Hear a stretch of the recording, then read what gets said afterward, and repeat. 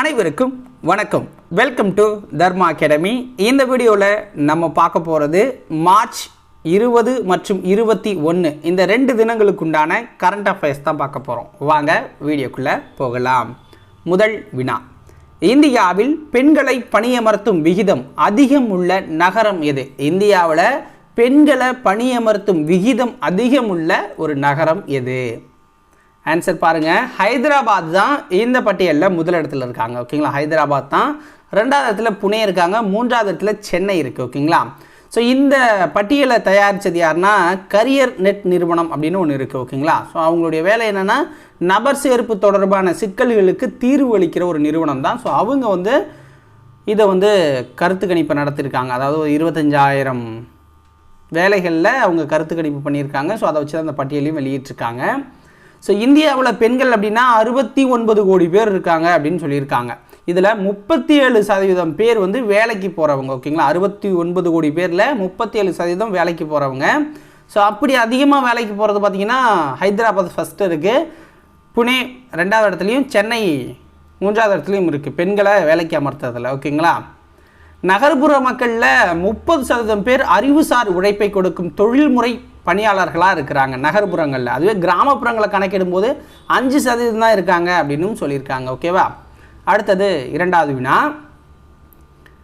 2023ஆம் ஆண்டுக்கான சரஸ்வதி சம்மான் விருது அறிவிக்கப்பட்டுள்ளவர் யார்? 2023ஆம் ஆண்டுக்கான சரஸ்வதி சம்மான் விருது யாருக்கு அறிவிக்கப்பட்டிருக்குன்னா பிரபா வர்மா அப்படிங்கிறவருக்கு தான். பிரபா வர்மா அப்படிங்கிறவர். இவர் கேரளாவை சேர்ந்த ஒரு கவிஞர் மற்றும் எழுத்தாளர். ஓகேங்களா, கேரளாவை சேர்ந்தவர்.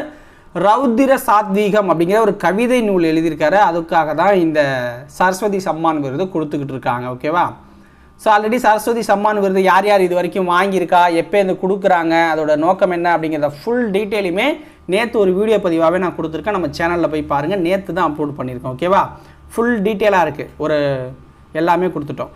15 லட்சம் பரிசு, 21+ விருது கொடுப்பாங்க. இது வரைக்கும் 33 விருது தான் கொடுத்துருக்காங்க. இதுதான் 33வது விருது. ஓகேங்களா, ஸோ அந்த 33 விருது அதில் இருக்கும், நீங்கள் போய் பார்த்துக்கலாம்.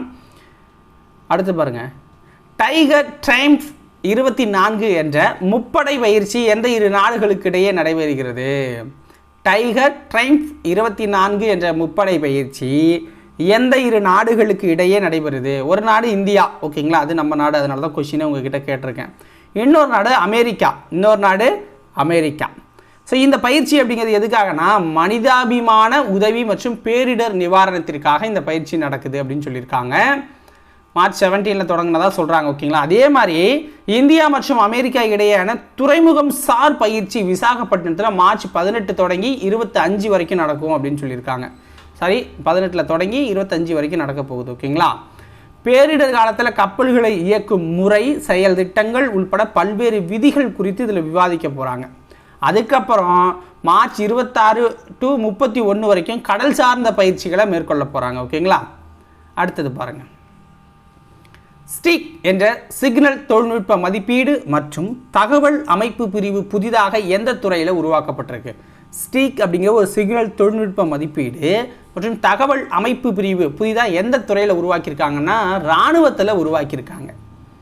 வருங்காலங்களில் பார்த்தீங்கன்னா போர் அப்படின்னா இப்போ அதுக்கு முன்னாடிலாம் கத்தி எடுத்து சண்டை போட்டுக்கிட்டோம், அதுக்கப்புறம் துப்பாக்கி, அதுக்கப்புறம் இப்போ பார்த்தீங்கன்னா அணுகுண்டு, அப்புறம் இன்னும் பயோ வெப்பன் எல்லாம் போய்கிட்டு இருக்குது. ஃப்யூச்சரில் இன்னும் அட்வான்ஸ்டாக வெப்பன்ஸ் வரலாம். ஸோ அதை எதிர்கொள்கிற மாதிரி நம்ம அப்கிரேட் பண்ணிக்கணும், தற்காத்துக்கிறதுக்காக நம்ம அப்கிரேட் பண்ணணும் அப்படிங்கிறதுக்காக இந்த தொழில்நுட்பத்தெல்லாம் புதுசாக உள்ளே கொண்டது. இதன் மூலமாக நிறைய ஆராய்ச்சிகளை மேற்கொள்ள போகிறாங்க. ஓகேங்களா, அதாவது தொழில்நுட்ப மேம்பாடு மற்றும் எதிர்கால தொழில்நுட்பங்கள் குறித்த ஆராய்ச்சிகளை மேற்கொள்வதற்காக உயர் தொழில்நுட்ப பிரிவு அப்படிங்கிறது ஒன்று உருவாக்கியிருக்காங்க. ஓகேங்களா, ஸோ இதில் ரிசர்ச் பண்ணி நிறையா தான் கண்டுபிடிக்க போகிறாங்க.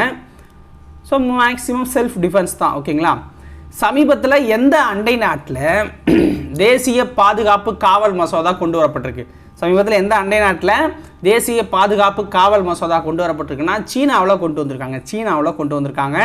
ஹாங்காங் அரசுக்கு எதிரானவர்கள் மீது அடக்குமுறையை கையாள வகை செய்யும் ஒரு சட்டம் தான் இது. ஓகேங்களா, ஹாங்காங் அப்படிங்கிறது தனியாக இருந்துச்சு, அதுக்கப்புறம் பிரிட்டிஷ் ரூலில் இருந்துச்சு, அதுக்கப்புறம் சீனா கிட்ட போட்டுவிட்டு போயிட்டாங்க.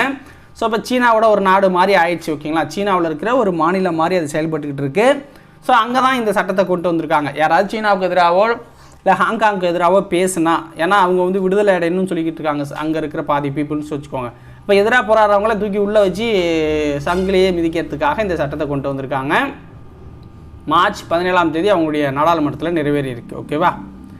அடுத்தது, தெலுங்கானா மற்றும் புதுச்சேரிக்கான ஆளுநர் பொறுப்பை கூடுதலாக கவனிக்குமாறு எந்த மாநில ஆளுநர் நியமிக்கப்பட்டிருக்காரு?